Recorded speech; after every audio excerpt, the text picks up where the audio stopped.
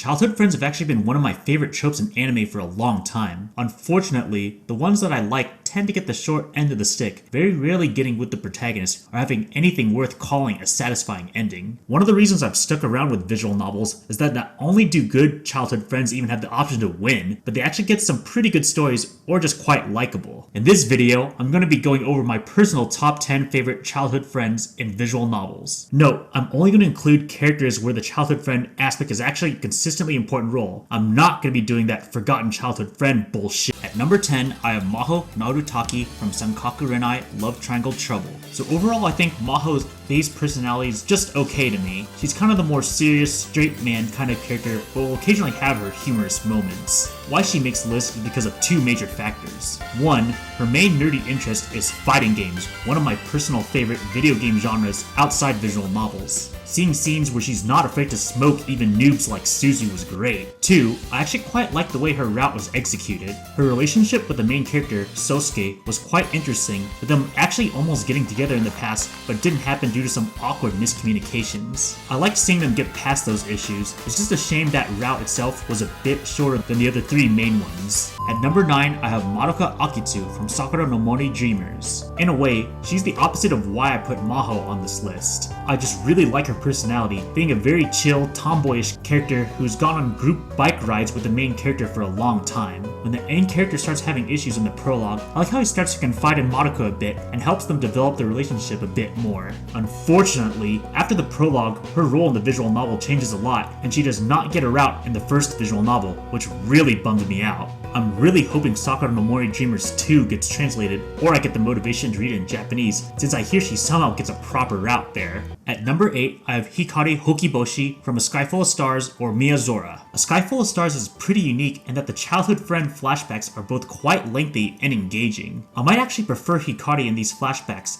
because it was really nice and wholesome to see how much of an influence she was in getting Akito, the main character, and Saya, the other childhood friend, out of their shells with how outgoing she was. However, even in the present, she was a pretty solid character. I liked how much of her outgoing and determined personality was an influence on the Six Stars Club to get cool ideas to get more people interested in the stars. Seeing her get back to being friends with Akito and Saya was also really nice to see. It's also kind of funny to see how similar she was to another pull-top redhead tomboy childhood friend character in Ange from If My Heart Had Wings, down to having the exact same voice actress. However, unlike Ange, who disappointed and even pissed me off with how her route was executed, Hikari was basically a much better executed version of Ange to me. The romance anxiety was solved a lot quicker, and Hikari's ideas led to a pretty cool conclusion to her route. At number 7, I have Sumika Kagami from the Muv-luv trilogy. Like many, I was not a fan of Muv-luv Extra as a whole, and thought many of the jokes were either repetitive, cringe, and/or cliche. However, Sumika was the one character I kind of liked, even though that's not really saying much. I mostly just liked how openly savage Takeru, the main character, and Sumika were with one another. The main reason Sumika is on this list is because of her role in Muv-luv Alternative. Without getting into too many spoilers, I really liked how her presence was a big factor on Takeru's getting his character development. There is also a particular moment involving Sumika in Alternative that might actually be my all-time favorite emotional moment in any visual novel. At number 6, I have Sayori from Doki Doki Literature Club. I admit, I'm one of those people who just thought DDLC was okay, relying a bit too much on gimmicks and shock factor. However, Sayori was easily my favorite character.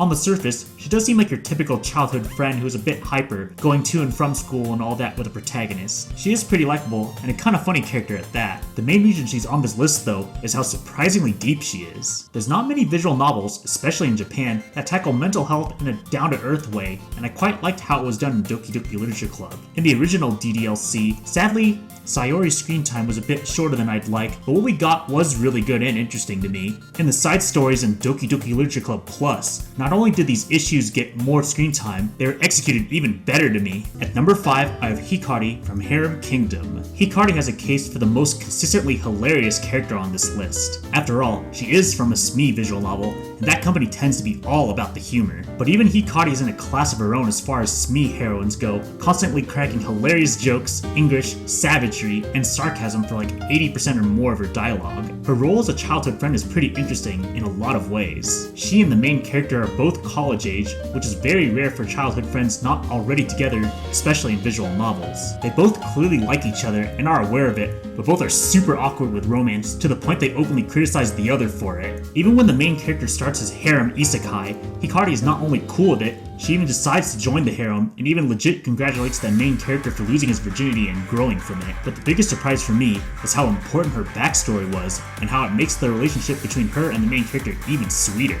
It's just a shame that aspect only shows in full in the Fire harem route, which was my personal least favorite. At number 4, I have Miyako Shiina from Madoka Love Me Seriously. She's also in the running for funniest character on this list, though in Miyako's case, her humor is mostly her sarcasm trolling with various characters, as well as her near yandere level perverted jokes related to Yamato, the main character. Her obsession with Yamato is a big part of her character, both in terms of humor and the serious stuff. I personally never got tired of her perverted jokes since they had a lot of variety, and it was particularly funny to me in the Machikoi sequels and fan discs, where various choices can lead to a bad end that leads to Miyako reverse raping Yamato, which then leads them to getting into a relationship and Yamato going, well, this isn't the worst, I suppose. What really surprised me is how much I really liked her route. It's probably the most melodramatic of all the routes, which may not be for everyone, but I really liked the themes. Both her intense, unhealthy devotion to Yamato and her small friend group was brought into question, and helped make some great development both for her and a few other characters. At number 3, I have Arietta Fine from Symphonic Rain. This might be the most unique childhood friend in this list in that she and the main character, Chris, are actually in a long-distance relationship at the start of the visual novel. They send letters to each other pretty often, but other than that, there's not really much stopping the main character potentially getting with 3 other heroines, including her own sister. I can't get too much into spoilers, but I'll just say I really like the devotion Arietta has. A few revelations alone and later in the visual novel push her really high on this list. At number 2, I have Kotori Kanbe from Rewrite. If anyone has known me for a while,